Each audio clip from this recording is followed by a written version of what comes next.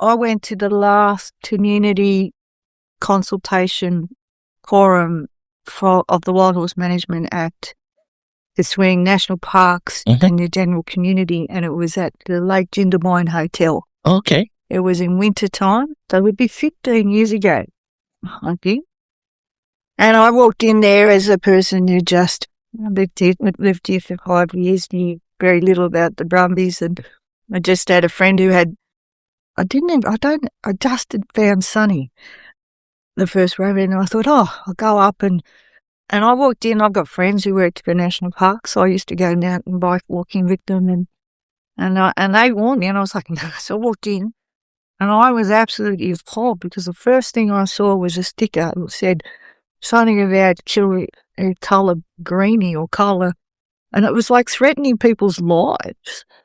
And I was like, what is this about? And the meeting started, and I gave the parks people were in their uniforms, and they stood up and started to try and address and the abuse that person got from people. And I looked at these people and I went, you're not from here. I don't even know you. And I was like, what's going on? And the evening had to be cancelled, got started, and then the abuse was so bad that the head of parks, she was a great lady at the time, and she's retired, she got up and she said, we gave you the opportunity to talk to us. This is not going to help. This will be the last of the community consultation. Thank you for putting the last nail in the coffin. And she walked out, and from that day, they shut the gate. They shut the doors. They shut every opportunity for anyone who actually had something good to say.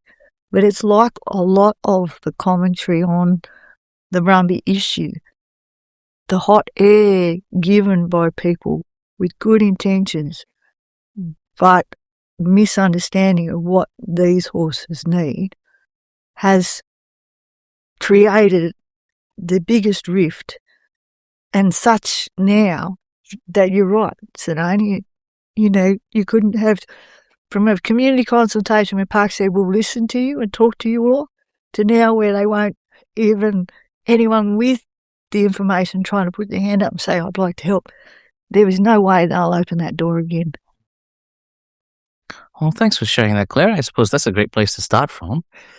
Clare and Sidonie, thank you very much for coming out to the Monaro Zone. What a beautiful place we're sitting at. What range do we call this? We're on Geysers Ridge here, so I don't actually know what range it is. Geysers Range. Geysers Range is on the other side. So right, it's actually the range, yeah, so top of Beloco Hill or the cliff. As they call it. The Carpo's place. It's the Carpo's range. Right. Top of the range. Yeah, top of the range. The Carpo's range. I like that. So you've both been actively involved with Snowy Brumby horsemanship, and that's going well, I hear? Oh, goodness, going well. Whew. We'll address that in a little bit. It's going the way the pastors, the Brumbies, want us to do, and we're proud of that. So we have 30,000 plus followers on Facebook now. We've trained over 100 plus Brums. We have an incredible team, an amazing direction. We have people from all backgrounds and ages involved in what we do. Every Brumby that has come through is not just saved, but happy, healthy, living a good life. So our way of looking at success is the Brums first and SPH second, I suppose. So, yeah, the Brums are doing well. And for those that aren't familiar or don't follow, what is it that Snowy Brumby horsemanship does? It's two separate parts. So there's actually a business side of it and a horse training side that Clare and her son Charlie do 99.9% of the work there. And then there's a charity and I'm the current president of the charity. So the charity was established to support the work that Clare and Charlie were doing with regards to rehoming and training, and also what we call the retraining of boomerang Brumbies. So a lot of Brumbies come back to us after they've been rehomed and can't be kept in certain circumstances, and so they come back in for training. Didn't start with us, but they get left out on paddocks places. We get phone calls saying property sold. They're too sitting out here. They've just been abandoned. Could you come and get them? And so the charity started to sort of raise the funds for us to re-rescue the so-called rescued. Mm. Now, online, there's a lot of people that say that rehoming doesn't work, that it's too expensive, it's too labor-intensive. They are absolutely correct. Could you elaborate a bit more?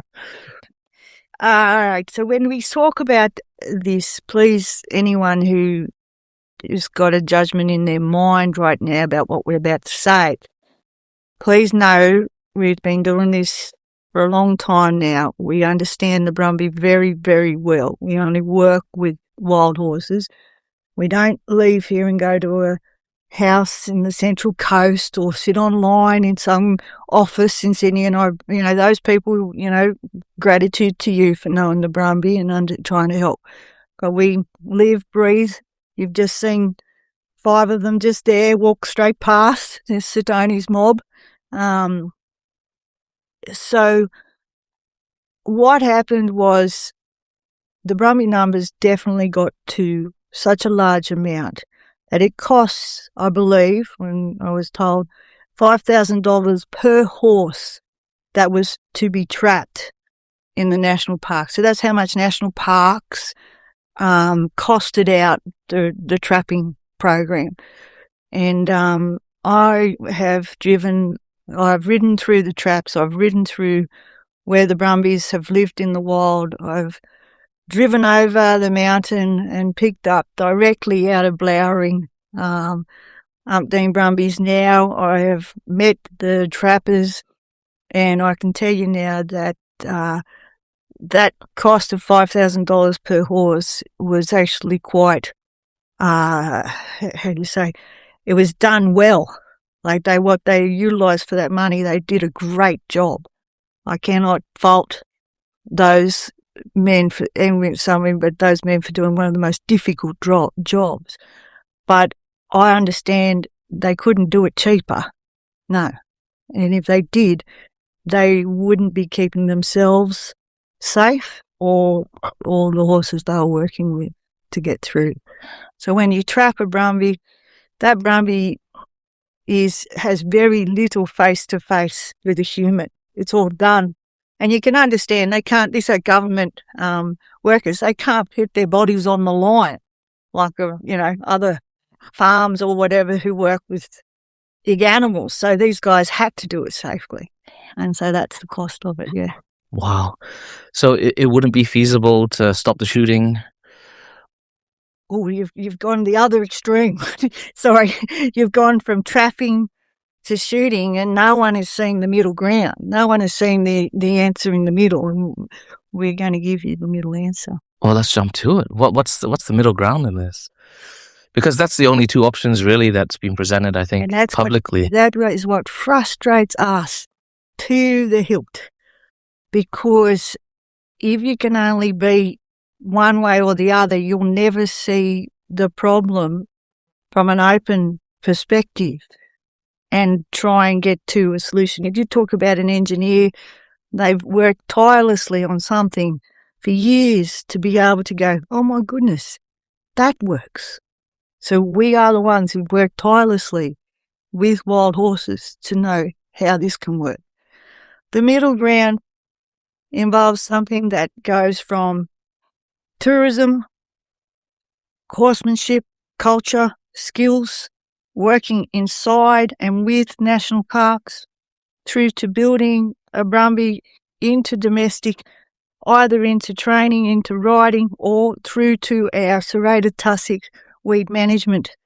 And the Serrated Tussock weed management part is probably the biggest solution to this whole problem, because we, over 10 years and the Brumbies have actually done something now which can change the agricultural problem that is the serrated tussock. Over a period of time, we've found a solution, and it's with the wild horses. That sounds really promising. Share more. Through observation and just being a part of the land, and I suppose coming back to the fact that sort of living here and living with a number of Brumbies. I've only been here for 5 years and arrived on the 40 acres that we're on to a extensive serrated tussock problem, probably guessing, I think it was probably at about 70 or 80% serrated tussock. And that's a genuine infestation. Yeah. And you can actually see from where we're sitting, our neighbour's paddock is still sitting as exactly the same issue. Through no lack of management from their point of view, because I know that they have sprayed a number of times during the ownership of their land. And as we all know, modern horticultural methods aren't actually working, and it's become a major, major issue, especially through the Monaro region. Having had up to 8 Brumbies here at any one's time over the last 5 years, you can now see that we have 0 serrated tussock. A lot of people believe that they will only eat the serrated tussock if they're hungry. I can assure you I feed my horses morning and night. As a friend said, they get shock food, which a lot of horses, it's a bit like being in a smorgasbord or a lolly shop. There's a bit of serrated tussock still left in my house paddock, and I let the horses in because they actually go straight to eat that. So it's clearly something that they need and that they actually want in their diet. And it's super interesting watching what they choose to eat when we go riding up in the national park. And we often ride with other friends who are on quarter horse or stock horse, and they won't eat it, but watching what the Brumbies actually choose to eat, from the serrated tussock all the way through to Lamandra and Dianella, and if anyone knows what they are, I'm a horticulturalist, so I find it very, very interesting watching what they actually choose to eat. So through those observations, and then started talking to Clare about, look at what this horse is eating when we're up in the park. And then Clare said, all the serrated tussock's gone on our place as well. And so we sat down and started thinking, so here's one of the region's biggest agricultural problems, costing about $45 million a year, which I actually think is a gross understatement. I think it costs a lot more. To look and think, here's the one thing that we're eradicating from the fragile alpine environment that could actually be of huge benefit to our agricultural system in this environment. There's a lot of work that needs to be done around how that would look and how it would be managed, but they're managing to do it with goats. So if I feel that they can come in with a mob of goats and get rid of your blackberry or your weeds, then maybe we could be looking at using a mob of Snowy Mountains Brumbies to help with the tussock program. So we're actually running a trial at the moment with some support of a professor from University of New England, and we're hoping to find a master's student or somebody that wants to do a PhD that we will fund and support with money raised from the charity, to get some proper data and scientific information around this, because we truly believe that not only to help the farmers of this region and improve the land and the productivity of it, but to help these horses in a true way. That sounds amazing. You sure it's not the geese contributing to the tussock removal? Just to the noise. Wouldn't it be crazy that an animal that has been labelled as a feral pest, an animal that's been labelled to have done such destruction to our Australian environment, could actually be the environmental solution to a serrated tussock problem? But our only other option is to use chemical spray. And we know now, too, because where the Brums have gone up to the property near Goulburn, which is this trial that we're doing. There's 9 up there in a 10-hectare area as that trial.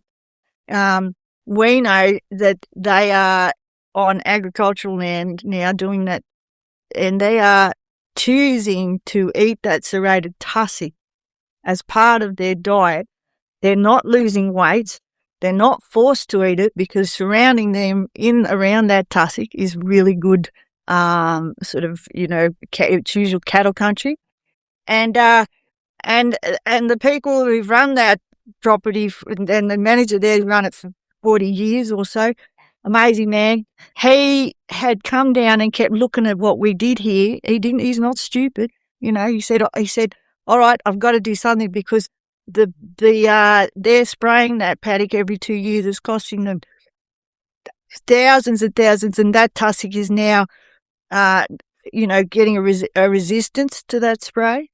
We've got our crew coming back to us in September, end of September, and Mark just messaged said, no, I've got to keep some. Now, he's an agricultural man, and he's seen, we know it's worked on lifestyle blocks like here on the Snowies, 100 acres, and we've now got mobs of Brumbies in all those ones. And on my property, it began 15 years ago with Sonny, and the weed inspector then used to come in and would force you to spray. If you didn't spray, you were fine. And she'd walked in and she said, well, you're managing it. And I said, well, I'm not spraying. I can't even afford it. And she said, well, your horses must be starving. And the Brums would walk up to her, and I've got river access. And I said, they eat it. They eat the river feed down here, and they choose to come up, and they choose to eat it. And she said, I'll come back in a year's time and check it. She came back. No spray needed, less tussock. And now, we've got now a new weed inspector. He's taking photos. All our neighbours are wanting Brumbies because of what they're doing, and they've seen the change. So you've talked about trapping or shooting. I'm talking about the fact that if our government and if our ministers could just for a moment stop yelling and arguing at each other and take one look at the possibility that we may have a solution, and that only solution is the Snowy Brumbies. They're the ones who have lived up in that alpine land. The grasses are harsh. They have worked out how to digest it. No, they don't get it formed in small clumps in their stomach like every other horse person thinks that they do. We've had other people come down, inspect all the manure. It's all broken up. It's all digested. That we have that solution, and we've just shot how many? How am I going to get that many back to solve the serrated problem that we have? We've just lost that many of them. Can we stop the shooting just for a minute? Can national parks please let us just come in and talk to them? Can we not have them come down and do scientific experiments and look at what's happening? And can we not have a round table to get a solution? You cannot get 6 Brumbies like Sidonies or 5 straight from the wild, plonk them on some land, 100 acres fenced, and say, stay there, please. They have to be tamed and trained. And that's a process. It's not an impossible process, and we've been doing it now for years, that they're that good. We only need one string of electric tape. And those Brums, if their needs are met, won't even step over that tape. That's amazing. Well, I suppose that begs the bigger question, which is, assuming that what you say is correct, how do we get them from the Kosciuszko National Park into people's paddocks? Okay, so we've done a lot of talking. We've got it all planned. All right. We have our own team now of SBH trained wild horses. So we use them to tame and train the new wild ones through. When we take on, or what we would suggest, is we don't need to push helicopter force, muster, Brumby run, any of that. All we do is get given a space up there to do what we do here in the national park. And I can tell you those Brumbies will tame and up with ours, or team up with ours, and our Brumbies come in by choice every day into the yards, and they bring the wild ones in with them. That sounds fantastical. That sounds like a Do you know mythological story right there. We have people paying a fortune to come and see this. We have a tourism product. We have people bending over backwards to say, can we please learn how to train and work out how to do horsemanship like this? We're about to start doing a dinner show, this summer with all of this. And we could be doing that on the scale in an area in the park to restart the management of the wild horse. So forget your tracking, forget your shooting, forget all your sanctions who all hate each other. We need to get these brums to live on. And people say, and it just, sorry, it annoys the shit out of me, and I hope I don't mean to swear, but I do, that they think that a wild horse is happy if it's just brought out and left in a paddock to rot and die. And I've been called out to those paddocks, not the first year when everyone thinks, oh, it's the prettiest thing, not the second year. I've been called out 8 years later, and that horse's hooves have grown so long they were flippers, 4 flippers. I found it in a yard and it couldn't even lift its feet in the mud. Now, please, stop taking them and thinking they're your little pet project and having your friends all come and look at them. Give them the right of having care and give them the right of having their life in a positive way with the other members of their mob. But you need to tame them and train them.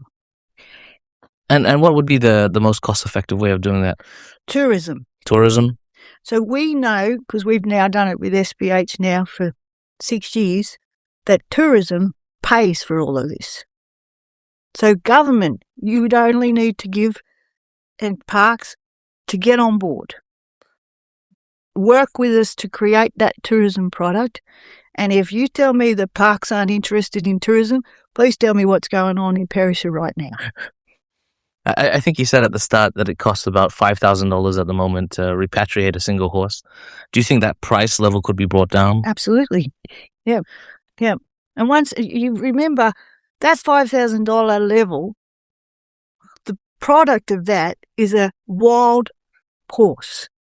Imagine if the product of that was a tame, trained, serrated tussock. Eating lawnmower. Yeah. You know? Weed eradicator, yeah. But remember, our first and always our priority is not us. It's not the serrated tussock. It's not the agricultural of Australia. It is about what makes these Brumbies happy. And that what makes them happy, well, you've just seen. You've seen 5 standing here. They're on mountain country. They live together as a small mob. They're not afraid. They love humans. They love people. But they also have their peace. They have their bushland setting. So when we're looking at this, we're not going to take away what makes a Brumby happy. And do you think that this has the potential, if it moved beyond trials, to reducing the Brumby numbers in the national park? All right, numbers. Are we talking about hundreds of horses? I'm going to go. Do you know what? It doesn't matter whether there was 10 Brumbies or 10,000. The number has always been irrelevant. Please go into more of that, because a lot of people are saying, no, we need to limit it to 3,000. How did that go for them? How did their limit of 3,000 go for them? Now we've got this second, helicopter shoot. We have, 21, 25 Brumbies in the, come up from the river every morning for training. You ask me to count them? Takes me like 10 times to go, hang on, that one, no. It's not, look, it's the cultural heritage of those Brumbies in those different locations. And that's what is important. If the parks see no cultural heritage of that horse, it's like they won't let one horse live up there. So you've just whittled it down to 3,000. Well, wait till it goes to 0, because you're on that track. Don't do a deal with the devil. Don't do a deal and say, well, let's just have this many left, but trap and shoot the rest. How do you look at all those Brumbies and go, oh, sorry, you're dead, you're dead, you're dead. Oh no, we need one more so you can survive. It's got nothing to do about that. It's about managing the herd, managing the mobs. And yes, this way it works. We start managing the mobs. There will always be those that will be right out in the bush or in the middle of nowhere. And we're not saying we've got the solution of all of the Brumbies in different wild locations, but we have a solution. We have a reason to value these horses, not because we love them, not because we're high country people, not because, we want the value of their culture. We valued each Brumby. And that means we have the value of their interests first, and that is bring them in, tame and train them, do the best by them, create a tourism product, and then also find people like the lovely Carpos who arrived in the mountains, the lovely people at Hilltop who now have their own small mob.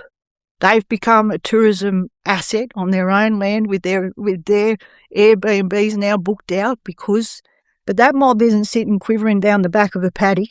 That mob's walking up and sitting by the Airbnb, and, the tamer ones are having a pat, and all those are wormed, once or twice a year, so they don't live with botworms in their stomach, take every bit of nutrient out of them. All their hooves are trimmed, and the people are connecting with them.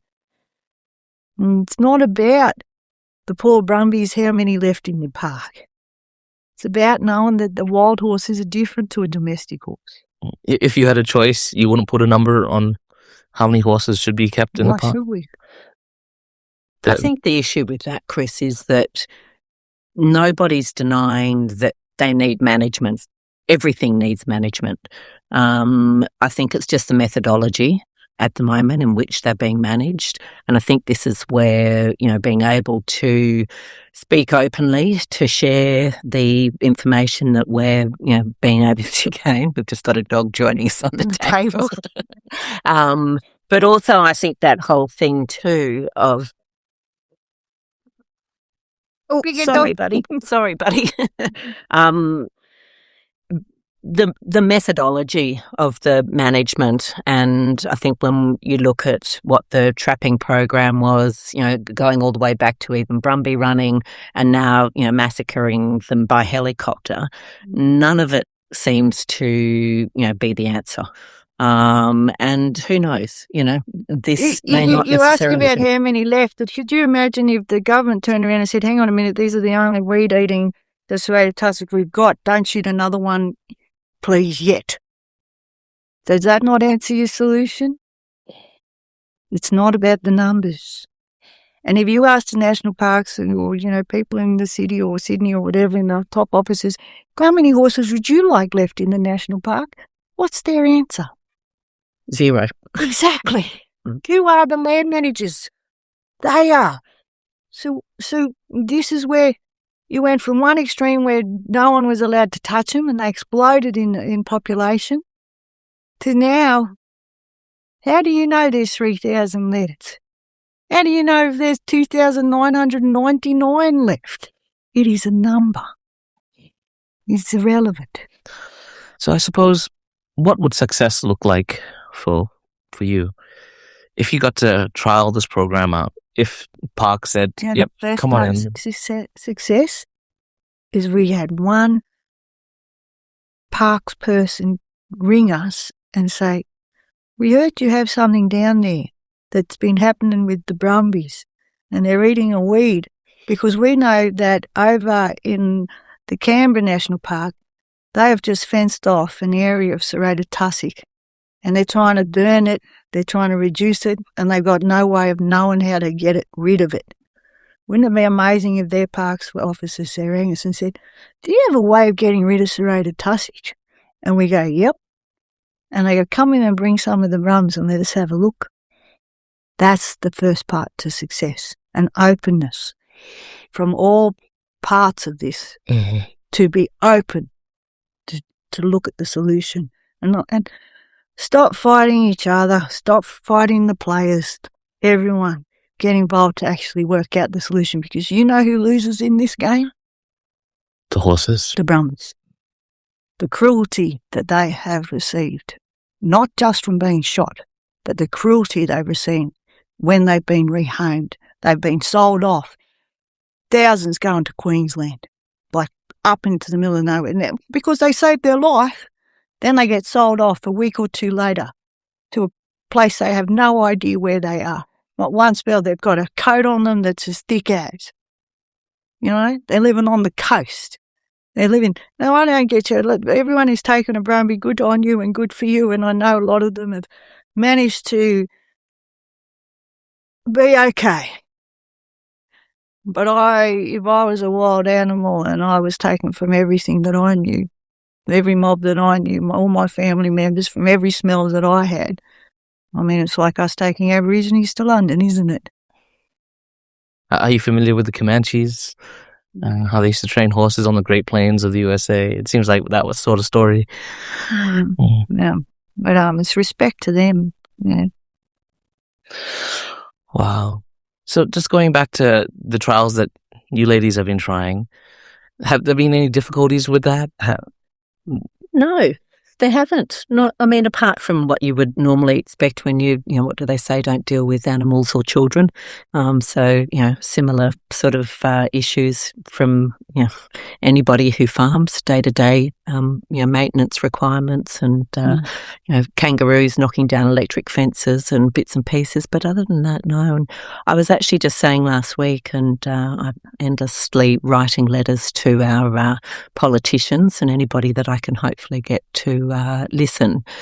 And I thought, it'd be interesting to know just how many acres we've actually successfully, you know, cleared of serrated tussock just between Dalgety and Jindabyne. So Snowy River Way, from Clare's place down at Rangeview all the way through to a property that has 5 Brumbies, actually just on McGuffick's Road.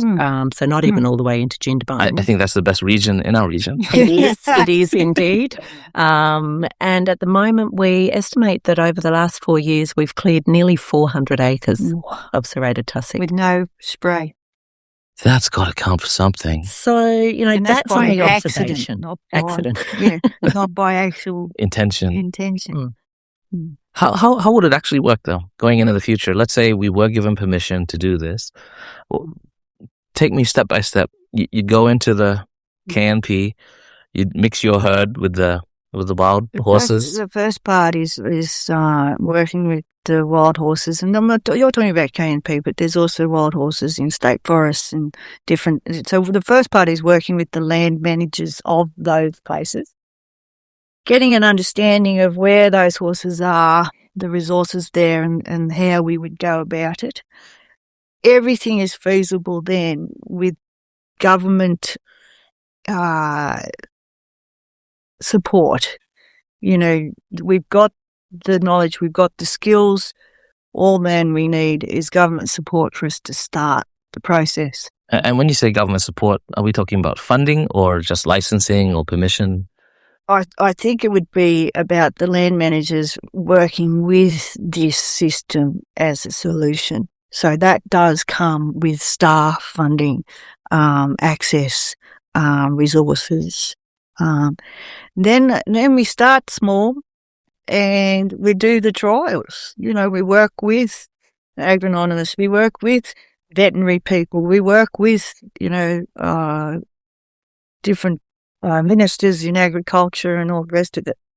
And we start to see the results. We check the Brums are doing well. We check everything is in place. And then when that starts, if they wanted us to do this on a bigger scale, we then build the tourism part to it. Like, yeah, how do we take this from maybe just 4 or 5 wild horses to hundreds of wild horses? How do we scale this up to something industrial? So at the moment in the Kosciuszko National Park, in the north end of the park, they used to do just that. They still have the farm buildings up there. They've taken out a lot of the other infrastructure, but we could start something in one of those areas, tourism park, and go, yeah. So, yeah. We don't know yet because we didn't realise this was the real solution until we started spreading the trained Brumbies into this Serrated Tussock lands, and now we know it's the solution, because it's a win-win for everyone. It's a win for this side of the field who all want the Brumbies to stay up in the park, and the Brumby was telling me, well, you'd have to, like, what happens if we took them all out? You know, you can't breed that wild horse in captivity. You can't breed that Brumby in a domestic. After over 2 or 3 generations, you've got a domestic horse. So we need that ability of the genetics of the Snowy Brumby to survive for us to go down that track into the Serrated Tussock. Yeah, there's obviously something special in their metabolism that lets them digest that. It's something to do with the fact that they had two parts. They had to manage to eat tougher, harsher grasses as they were pushed by humans, interaction further and further up into the alpine areas. Remember, a horse is a plains animal. It wants to go down. It doesn't want to live up in the snow. It's cold. It wants to live down, but they couldn't. They got pushed and pushed. So it learnt how to do it. But remember, in springtime, the amount of feed that comes into the other areas in that, they had to manage not to be found, to have founder. So they had to learn themselves how to mix their diet of high energy feed and of these dry grasses with no feed. So they learnt to do that. Then they had to train. So a mare would have to train its foal what to eat, and it was passed down. So we can't lose that ability. That really is a genetic memory. Yep. On how to survive in this harsh environment. Well, I think that's the interesting thing as well, when you actually look and think, well, the horses have actually been up there for longer than it's been a national park, which I think's quite ironic, that, now we're sort of saying, we need to eradicate all these feral animals from the national park. Well, is it actually a feral animal if it was in that ecosystem before it was actually a national park? And the place that horse has actually created for itself over the last 150, 200 years within that fragile ecosystem is, from the stuff that I've read, a really important part of the picture. And we remove one of those elements, which they did by removing all the wolves from Yellowstone National Park, which we all know the story about that because it's been so highly acclaimed and now being made a movie. And you look and you think, okay, so we eradicate every Brumby from the national park, and have we then just actually destroyed even more of this fragile environment because their position has been eked out there for the last 150 years, and they actually play a really, really important role. There's a very interesting professor in America who's been doing research, similar ideas of where a domestic and a wild animal varies. A guy called Fred Provenza, if anyone's interested. And I've been reading quite a lot about how is it that the Brumbies' digestion is so different to a domestic horse, where, Serrated Tussock will kill a domestic horse, whereas the Brumbies actually need it. Are we destroying the actual fragility of the national park ecosystem by this human concept of the fact that it's a feral animal without actually considering the position that it's held there for 150, 200 years? Actually, what happens to the Serrated Tussock in the KNP if we do remove the Brumbies? So, Good question. Yeah, and remember, it's not just about the Serrated Tussock. It's just that the Serrated Tussock plant here mimics a lot about what alpine natural grasses would be. The woody. Yeah, very low in nutrition. But also remember, up in the park, they have all different grasses. They also have other grasses that have got high energy. So the Brumbies just learned how to. A domestic horse would go straight down into the chocolate, go into that valley, eat till it literally exploded. Because they're used to being in a paddock of high energy grasses. So they have stopped learning to graze on that different. We've watched the Brumbies. They eat, saltbush. They eat all sorts of different plants. But remember too, where we've placed our mobs that we've tamed and trained, they're on bushland. if somebody came to me and said, I have 50 acres of this lush clover, would I be able to have Brumbies? I said, no, they'd be dead. Because they wouldn't have a choice to be able to contain themselves. They'd be forced to eat food that they didn't want to do. I said, but if you've got a little bit of clover down there in a mountaintop of rough grasses, sure, because they'll learn to do it themselves. When we talk about a wild horse too, we know genetically that the Brumby's hoof is different to a domestic horse's hoof. And the reason being is over time, a Brumby foal had to get up and run within a very short period of time from being born. So if its hoof wasn't able to keep up with the mob, it died. So now what we have is a wild horse's hooves genetically are 9 times the capillary action of a normal domestic horse from birth. Wow. They have hooves that are rock hard, which means, you don't need to shoe them. They can run on hard ground with just no shoes or anything. They don't need shoes. No, absolutely not. And I'm not talking about every Brum, because I know some come through with a bit of a weaker, whiter hoof, or in it. But you're talking. Remember that herd up there. If there's something happening, that little foal has to run. What's the pressure making it run? Wild dogs? Wild dogs, flight instincts, the fact that a small mob of horses, that mare knows its survival is in the herd. So if that herd starts to move off, that mare has to go with that foal, and that foal has to keep up. And so genetically, they adapted and changed. And we know that with the hoof, and we know that Sydney University have done a trial on those hooves and are wanting the DNA for those hooves. Why? Because they have the racehorse industry paying for that, because they want racehorse hooves to be, we've actually genetically over time deteriorated the racehorse hooves. Gee, it really is like the story of the Black Stallion. And that's when we know that the hoof is like that. Now we've worked out that what they eat is also genetically different to the domestic horse. Wow, we might really be sitting on a national treasure that we're killing. And it goes beyond just the love of the heritage of them. Well, that's another topic that almost every single Brumby person I've talked to brings up. It's not just about the animal, is that right? That there's something more behind this? Heritage, legacy, culture? Yes, I suppose, yes, they're correct. I would say Australia is losing a lot of its heritage. But also, white people, we wiped out the Aboriginal heritage. We can jump up and down and want our heritage to survive. I don't know if you go into Chatswood Shopping Centre in Sydney, which I recently did. You're brave. I didn't see much Australian heritage, and that's great. Australia's changing. I love it.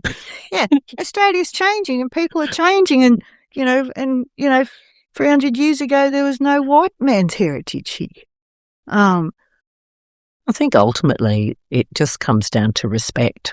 And I think as humans, that's one of the key elements that we've lost. We've lost it towards each other.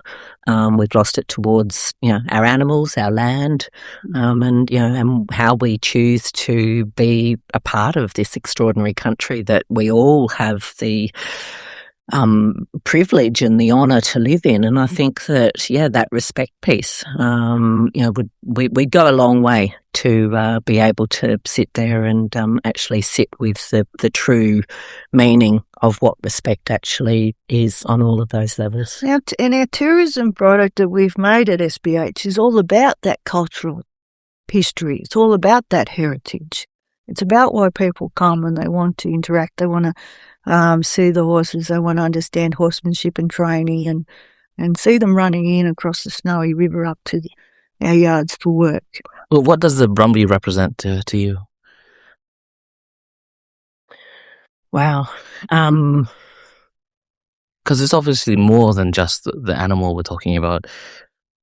Yeah, and I suppose it's interesting because I think everybody has obviously their own Brumby experience. I have a lot of people that come to talk to me when we go and stand at the shows, and Clare does an amazing, Brumby education experience at all of the local shows, and people love to come and have a chat. And one of the big things is, sort of older people coming and saying they all grew up reading the Silver Brumby. They've never had an experience with a Brumby, but there is something there. And is that heritage? Is that culture? Is it the horse itself? Because I think horses have a fairly unique spiritual connection with human beings just because of how we have evolved. And, how did we establish this country? If we didn't have horses, Snowy Hydro 1 wouldn't have happened. You sort of look at, we wouldn't have travelled across this vast, vast land without a horse. So I think that connection, from Clare's point of view, I think, she only knows the Brumby. Whereas I grew up with domestic horses. My first Brumby experience was when I was 10, and my father decided that we would ride from Kyandra to Tumut, and we camped out under canvas tents, and we trapped rabbits and ate rabbit and mixed up damper every night. And I don't think I realised just how integral that experience was until I came back to the mountains 5 years ago. And I said to Capo, now I'm back in the mountains, I want to start riding again, because I hadn't ridden for 20 odd years. And a friend said to me, oh, well, if you're going to ride, you have to ride a Brumby. I'd never even thought about riding Brumby. And they said, oh, you better meet this woman called Clare. And I said, oh, okay. And just so happened that, she lived 7 minutes away. And I have to say I was terrified because the horse world had always scared me a bit. I don't like rules. And turned up to the first workshop, and the first thing Clare said was, welcome and great to have you here at Snowy Brumby Horsemanship. And first thing I want to say is there are no rules. And I immediately thought, oh, I love this woman. She must be from Queensland. So, my connection with the Brumby has been recent. Watching my grandchildren connect with their Brumbies has been extraordinary. Taking my own daughter up into the mountains for her very first ride on a Brumby. I don't know. It's hard to put words to. And Clare, the Brumbies more than just horses, aren't they? To you. I love these guys. Look, I don't diss everybody's connection to them. I suppose I don't really even see them as a horse. And I hear people. I've ridden on Sammy, one of my Brumbies, and Sonny, up through the park, and then just before the first aerial shoot, and I've ridden into the valleys, and I've ridden right in amongst hundreds of wild horses on my own Brum. Amongst the wild horses? Absolutely. The wild horses didn't scatter? You've got to understand, I'm on a Brumby. I'm not on a horse. Like I had other people who were on stock horses or whatever who stayed back on the road and said, you're all right. And I said, I don't know, Sammy wants to go say good day. You were amongst the wild Brumbies? And the wild Brumbies didn't scatter? No, they have an interest. They get a concern. Remember, they've been trained by their mares that if someone on a horse chases them, run. That's what they've been trained. I've met other Brumbies who are pure wild, which means they have not seen a human, or their mares have seen a human. And sadly, there's a crew of them at the moment, a mob of them at the moment, that have come up into the area of the park, and they have no connection of fear of a human, which means you can walk straight up in amongst and pat their foals. That sounds too incredible to be true. It sounds like some of that Wild West mythology. Well, because they're pure wild. They didn't learn to be afraid of us. Oh, they're learning it now. They're learning it, and they learned it by people chasing them on horseback too. Yeah, I don't call them pure wild. They're living wild, but they've had human presence, and that's what I mean. Everybody has an idea of a Brumby, of this and that. The one thing I will tell you is, when you said, what's my connection for a Brumby? I firstly think Sonny. Then I go Sammy. And these are your children, right? Yeah, then we keep going. Then we go Indy, then it was Maybe, the Sandy, Ready, Steady. Then all of Sidonie's crew in, Nifty, Moody, Hardly, Mercy. I mean, it just keeps going, and still coming today, 100.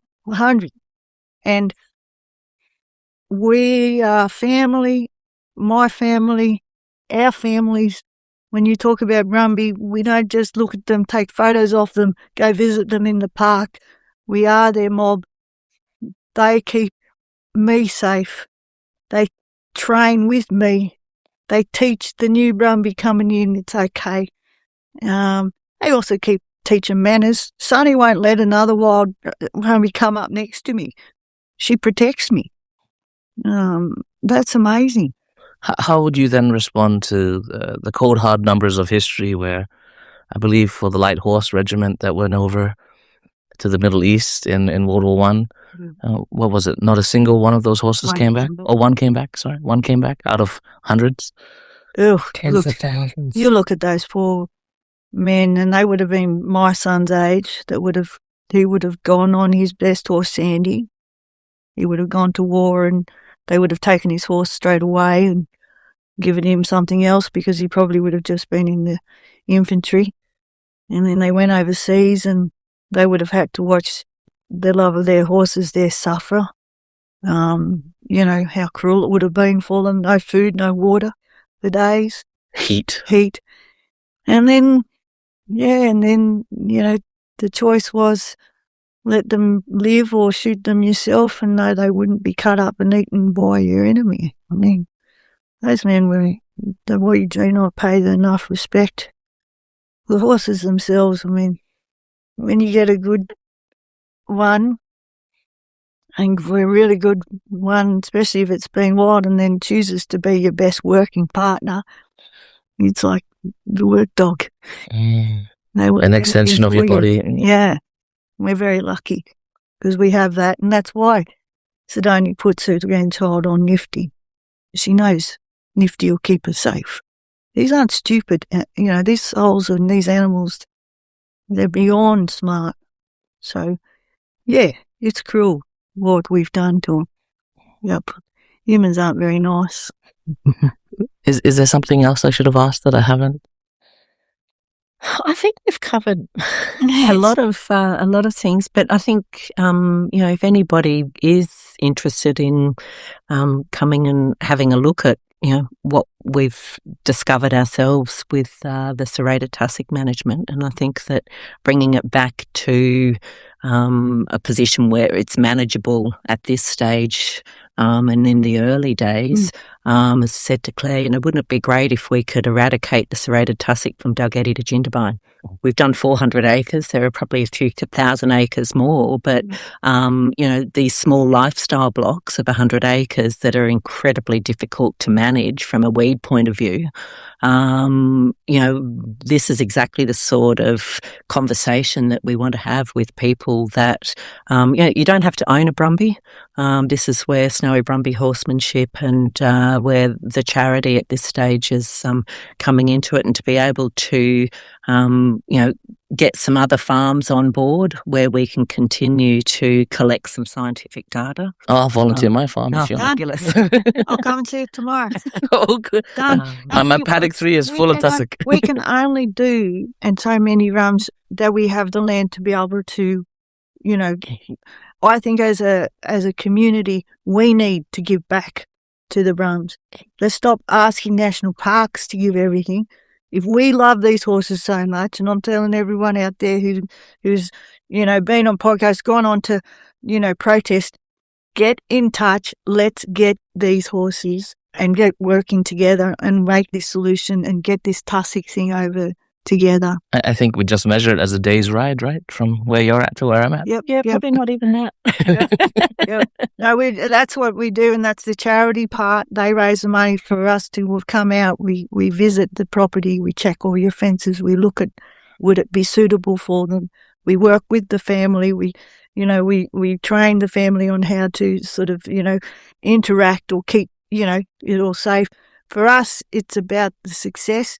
And then again, you don't have to own them. You can be there for a period of time, and then we can say, okay, well now we're going to rest you. We're going to take them over onto this other property, and you'll probably go, can you leave some, please? We fell in love with this one and this one and this one. This is the solution going forward. We've got to stop fighting about 3,000 in the park, leaving them wild and free up there to zero. It's not about playing each other. I'm tired. I've been taken to court by Brumby so-called lovers, and I go, well, you just wasted umpteen days and months and years of resources that could have been done to help others, and then you dropped it the minute that we were able to get someone who actually gave us the chance of an amazing lawyer. I'm sick of the threats, the cruelty that people have been giving each other.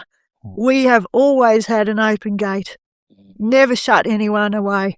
If you hate Brumby so much, please come and visit. Please, because we're not here to change your mind. They will. It's their story. What can the local region do for you girls? Well, I think exactly what Claire just said then. I think, conversation, come and visit. Come and have a cup of tea and a piece of cake. Come and meet the Brumbies and actually see, what we've seen. What I've seen. I'm a horticulturalist by training, and so I think from an agricultural point of view, I find it incredibly interesting. And I think how do we support this incredible land that we choose to live on? This amazing region that is so incredibly brittle and so challenging to farm. I mean, I don't have to make a living from my property. And I feel so incredibly sorry for those farmers that do have to try and make a living, because you're against it at every single step of the way. And if this was one small little thing that we could bring in just even to this region, I mean, I sort of look and think, imagine if we over the next 50 years, let's say, were able to leave a legacy of the eradication of Serrated Tussock from the Monaro region. But then what would the Brumbies eat? There'd be Serrated Tussock everywhere else. At the same time, we were able to save them, give them a purpose, and then have wild horses, valued again. Well, engineers always value everything in horsepower, right? That's it. There you go. Yeah, we're about to go and meet a lovely old fellow. I shouldn't say old. That's really rude because I'm old now. We're about to go meet a lovely man down in Dalgety. He's been down there for many years, and he's an incredible community person. And he came forward too. He said, I know these horses are just so important to our region. I've got to do something. And so we start the journey with him this afternoon, seeing his land, seeing where he sees, the horses being part. And I think, your offer, watch out. You started. Happy to, or genuinely happy to. Yeah, but SBH would like more land. We need it. We cannot keep bringing them through tame, trained and into land if we don't have it. Because you're out of tussock already, right? Well, it's more than that. It's not the tussock issue. It's more than that. We are, I know other people have said, let's start a sanctuary. We need $2 million to buy this much land. And I go, that's great. That will save, maybe 50. You can't do that. You need property upon property. And as I said, this isn't about just chucking wild horses out onto your block and going good luck, which is what's happening now in the rehoming process. This is about the care, welfare of, and the Brumby, it can last 30 years, So this is about giving people that opportunity that said you can, learn and understand and live with them, and they have and it's okay. They'll be all right tomorrow. They'll be all right in 10 years' time. We're not going anywhere. We're not dumping you, not leaving you on your own of anything. It's growing. And properties, people looking after each other. And resources along. That's why I love the Snowy River Way. We're a great community out here. Well, and that's a really important thing too, Chris. And I think that, to actually look at the Monaro region and to say, that the community that is here, that, all starts from Snowy Brumby Horsemanship and Clare and Charlie and the work that they've done is that nobody's left with a mob of Brumbies with no support. And there is always somebody at the end of a phone who would be there to support you. And I look and think, imagine if Snowy River Way had 28 properties, 40 properties, 60 properties, everybody with their own little mob of Brumbies managing their Serrated Tussock. And look, for a new position that we're in where there is no Serrated Tussock, they go to the next property. And you know what? It's funny because every property kind of starts on board going, we just need a weed management position. Yes. And then they go, and then they see us riding, and then they go, we might try riding. And then they come, and I go, your journey, like mine, like every one of us, didn't start with the fact that you would be riding a wild horse back in the national park, did it? That Brumby will take you to places you wouldn't even believe. You can't pay for that. I might need to investigate this a bit more. I started with 3 painted horses, and they weren't very good lawnmowers. And so we appreciate you there, Chris, because you're probably the first person who just didn't want to take from us. You want to give. Absolutely. We've had politicians visit. We've had people interview us. We've had people want to come and, meet us at sunrise to take great video of the Brumbies, and they gave nothing but got everything. This is not about that. This solution comes by giving your part. Oh, that's why I love this region. It's the people that make it great. Yeah. And my last comment is, don't use to talk to people. Sorry, mate. Sidonie does a much better job, but this is the olive branch. This is, the gate is open. Please, stop trying to think of every solution on your own. Let's do it together. And, but let's do it for the benefit of the Brumby. Not just because of what it stands for or what it means to you. It's not about getting one up on the government or making them out to be corrupt. I don't know. It's not rocket science to know that you don't have to do that. They do it well themselves sometimes. It's about what is good for the Snowy Brumby.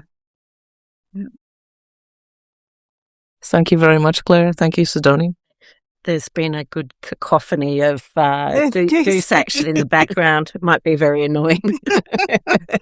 It's natural. It's 100% organic. It is 100% local. I look forward to coming out to see you post, Chris. Anytime. All righty.